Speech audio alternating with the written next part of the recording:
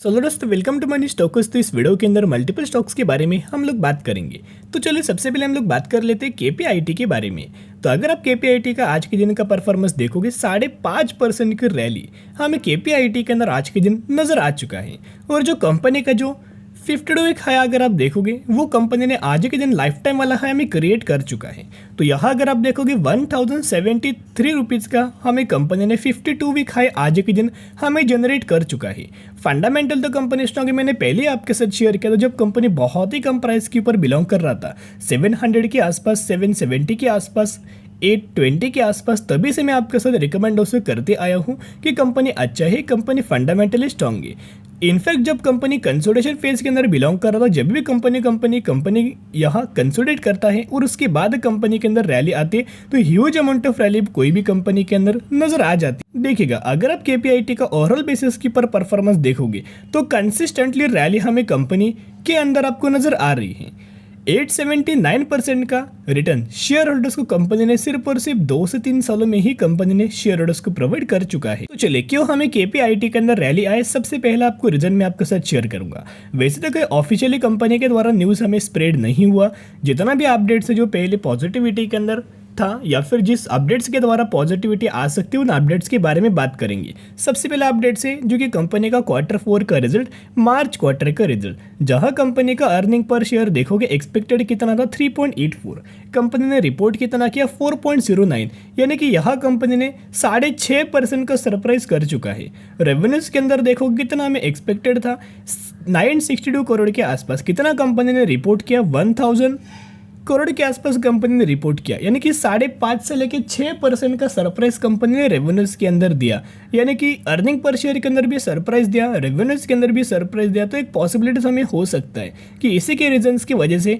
हमें तेजी नजर आ सकती है। सेकेंड, अगर आप केपीआईटी के अंदर पॉजिटिव अपडेट्स देखोगे तो एफआईएस के द्वारा ह्यूज अमाउंट ऑफ अगर आप देखोगे लगातार हमें बाइंग हो रही है। पहले एफआईएस के पास 7% का स्टेक था, यानी कि ऑलमोस्ट 7% का ही दोस्तों इनके पास स्टेक था। बाद में उन्होंने 15.99% का स्टेक किया, फिर 16.89% का स्टेक किया, फिर 20% का स्टेक किया और करंटली देखोगे 23.42% का स्टेक किया। लगातार हमें एफआईएस के द्वारा केपीआईटी के अंदर दोस्तों बाइंग हमें नजर आ रही है। इनफैक्ट अगर आप डीआईएस का भी डेटा कंपेयर करेंगे तो डीआईएस के भी पहले कोई बहुत बड़ा स्टेक नहीं था, 10.5%, 13.5% करंटली स्लाइटली डीआईएस ने माल बेचा है, लेकिन कोई बहुत बड़ा माल डीआईएस ने नहीं बेचा। जो माल हमें पब्लिक ने बेचा है, जो माल हमें डीआईएस ने बेचा है, वही माल हमें एफआईएस ने बाइंग किया है। तो चलिए अभी हम बात करेंगे टेक्निकल चार्ट पैटर्न्स के बारे में। जितना भी हम पॉसिबिलिटीज निकल के आया था वो पॉसिबिलिटीज तो बारे में मैंने आपके साथ शेयर किया, लेकिन जब कंपनी ने रिजल्ट्स हमें आउट किया था, जब रिजल्ट्स हमें परफॉर्म किया था, उसी दिन ब्रोकरेज फर्म के द्वारा हमें 1150 रुपए का टारगेट हमें केपीआईटी के अंदर दिया गया था। ब्रोकर का दोस्तों नाम तो पता नहीं, लेकिन टारगेट्स मैंने आपके साथ शेयर किया था कि 1150 रुपए के आसपास। तो जिसकी वजह से इन्होंने क्यों दोस्तों टारगेट सजेस्ट किया, एक तो उनका रीजन पहले था कि कंपनी ने रिजल्ट बहुत अच्छा पेश किया है। बाद में अगर आप देखोगे कंपनी बहुत देर हमें कंसोलिडेट कर रही थी। जो भी कंपनी ज़्यादा दिन कंसोलिडेट करती है, ये कंपनी का सपोर्ट लेवल है, ये कंपनी का रजिस्ट्रेशन वाला लेवल है। तो 2 बार कंपनी ने रजिस्ट्रेशन लेवल को फेस किया, लेकिन थर्ड बार दोस्तों अगर आप देखोगे बहुत ही ज़्यादा बुलिश कैंडल नजर आई और ये जो रजिस्ट्रेशन वाला जो लेवल था उस रजिस्टेंस लेवल को कंपनी ने क्रॉस किया।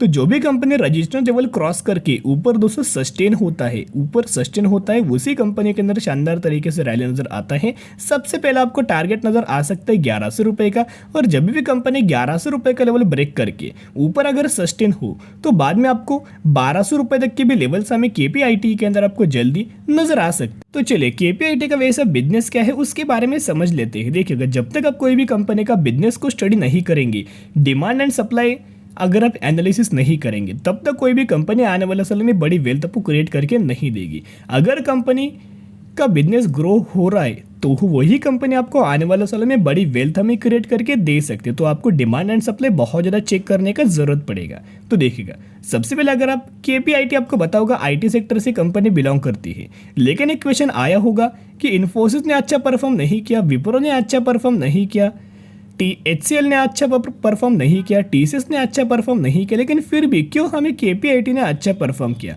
अभी ये भी कंपनीज हमें आईटी सेगमेंट से बिलोंग करती है, केपीआईटी भी आईटी सेगमेंट से बिलोंग करती है, लेकिन सब लोगों का सब्जेक्ट हमें अलग अलग है, वैसे आईटी बहुत ही वास्ट है, तो हर एक लोगों का अलग अलग हमें सब्जेक्ट होता है, अलग अलग सब आप बोल सकते हो।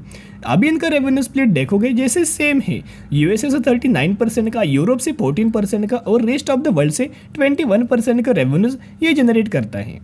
फिर देखिएगा अभी कंपनी का बिजनेस कहाँ है, passenger cars 74%, commercial cars 24%, others 2%। Basically company IT segment तो प्रोवाइड करती है, आईटी सर्विसेज प्रोवाइड करती है, लेकिन किसको, ऑटोमोबाइल को कंपनी आईटी के सर्विसेज हमें प्रोवाइड करती है। तो जिसके मतलब कंपनी का जो सब्जेक्ट है 4 व्हीलर्स या फिर कंपनी का सब्जेक्ट से ऑटोमोटिव, तो जिसकी वजह से अगर आप देखोगे यहाँ तो कोई पैनिक लेवल नहीं है। क्यों हमें विप्रो, इन्फोसिस, टीसीएस के अंदर यह पैनिक लेवल था, क्योंकि बैंकिंग फाइनेंशियल सर्विसेज रिगार्डिंग ये कंपनी बिजनेस करता है, ये सर्विसेज प्रोवाइड करता है। तो अगर वहाँ क्राइसिस नजर आएगा तो इन कंपनीज को भी प्रॉब्लम होगा। क्या केपीआईटी बैंकिंग फाइनेंशियल सर्विसेज का कोई बिजनेस करता है, सर्विसेज प्रोवाइड करता है? बिल्कुल भी नहीं। इनका एक अलग सब्जेक्ट है जिन सब्जेक्ट्स के अंदर मास्टर्स कर चुका है, या फिर एक बहुत ही शानदार तरीके से इन सब्जेक्ट्स के अंदर बिजनेस कर रहे हैं। तो जिसकी वजह से अभी केपीआईटी के अंदर बाइंग मत करना, आप ट्रैप हो जाएंगे 100% दोस्तों, आप ट्रैप होंगे। अभी तेजी के पीछे भागेंगे तो 100% ट्रैप होंगे। जिस तरह से आरबीएनएल के अंदर आपको दोस्तों ट्रैप नजर आया, जिस तरह से ट्राइडेंट के अंदर दोस्तों आप ट्रैप हो चुके हैं। तो जिसकी वजह से कंपनीज बुरा नहीं है, लेकिन क्या होता है अगर हायर प्राइस के ऊपर दोस्तों अगर आप निवेश करेंगे तो वो बुरी बात होती है। तो जिसके मुताबिक करंटली केपीआईटी के अंदर वेट एंड वॉच करना, जब कंपनी के अंदर डिप्स आपको नजर आए, गिरावट आपको नजर आए, उस समय बाय ऑन स्ट्रेटेजी अप्लाई करके लंबे समय के लिए होल्ड करना। तो चलिए अभी हम बात करने वाले हैं इन्फोसिस लिमिटेड के बारे में। तो इन्फोसिस का अगर आप ओवरऑल परफॉर्मेंस देखोगे नेगेटिविटी के अंदर नजर आ चुका है। बेसिकली कंपनी का परफॉर्मेंस फर्स्ट हाफ के अंदर तो पॉजिटिव था, 0.46% का पॉजिटिव परफॉर्मेंस हमें इन्फोसिस प्रोवाइड कर रहा था। लेकिन दोस्तों यहाँ हुआ क्या, यहाँ दोस्तों ये हुआ ओवरऑल मार्केट के अंदर पैनिक लेवल तो बहुत ज़्यादा थी, और यही पैनिक लेवल्स की वजह से सेलिंग हमें इन्फोसिस के अंदर नजर आया। और मैक्सिमम कंपनीज के अंदर सेकेंड हाफ के अंदर अगर आप देखोगे तो फॉल हमें नजर आए हैं, कोई बहुत बड़ा फॉल दोस्तों नजर नहीं आया। अगर आप ये बेसिकली इन्फोसिस का प्राइस देखोगे तो 1370 रुपये के आसपास कंपनी का प्राइस क्लोजिंग नजर आया है। लेकिन कंपनी का अगर आप हाई देखोगे तो ऑलमोस्ट हमें 1331 रुपीज़ का हाई कंपनी ने लगा चुका है। 5 घंटे पहले हमें ब्रोकरेज फर्म के द्वारा एक टारगेट आपको दिया गया है, 1335 रुपीज़ का टारगेट हमें आईसीआईसीआई डायरेक्ट ने दिया है। ऑलमोस्ट कंपनी ने वो टारगेट हमें अचीव किया है, लेकिन क्लोजिंग होते होते स्लाइटली हमें गिरावट के अंदर क्लोजिंग नजर आया। इसी की वजह से कंपनी उस प्राइस रेंज के अंदर क्लोज नहीं किया। लेकिन दोस्तों जो प्राइस रेंज हमें जो दिया गया था उसी के आसपास कंपनी ने टारगेट्स हमें अचीव कर चुका है। अगर आप इन्फोसिस का हर एक दिन का परफॉर्मेंस देखोगे तो बहुत ज़्यादा पैनिक लेवल के अंदर परफॉर्मेंस है, क्योंकि कंपनी के अंदर वैसे दोस्तों माहौल हमें बना हुआ है, ग्लोबली वैसे दोस्तों ट्रीट हो रहा है। लेकिन जितना ज़्यादा पहले परेशानी था, प्रॉब्लम्स था, उतना करंटली हमें प्रॉब्लम्स नज़र नहीं आया। तो देखिएगा आज के अगर आप डिलीवरी बेस्ड क्वांटिटीज देखोगे 61% की डिलीवरीज हमें इन्फोसिस के अंदर नजर आ रही है। जितना हमें गिरावट हो रही है उतना दोस्तों इन कंपनीज के अंदर बहुत ज़्यादा लोग बाइंग कर रहे हैं। अब इसके अंदर म्यूचुअल फंड्स बाइंग कर रहे हैं, इसके अंदर एफआईज बाइंग कर रहे हैं, इसके अंदर डीआईज बाइंग कर रहे हैं, हर एक लोग इस कंपनी के अंदर दोस्तों बाइंग कर रहे हैं।